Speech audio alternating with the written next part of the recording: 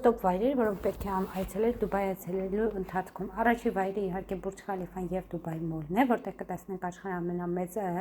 Բուրջ Խալիֆա շենքը Բուրջ Խալիֆան եւ իհարկե կզոմարվեք Դուբայի ֆոնտաններով։ Երկրորդ վայրը դա իհարկե այդ Դուբայն է, որը գտնվում է Դուբայ Մարինայում, դա աշխարհի ամենամեծ կալիսոն է, որտեղից կարող եք տեսնել ամբողջ Դուբայի գեղեցկությունը եւ իհարկե մի փոքրիկ զբոսնել։ Հաջորդ վայրը դա Դուբայ Մարինան է, որը ավելի հարմար է երեկոյան այցելելու համար, այնտեղ կարող եք այցելել փոքրիկ ռեստորաններ եւ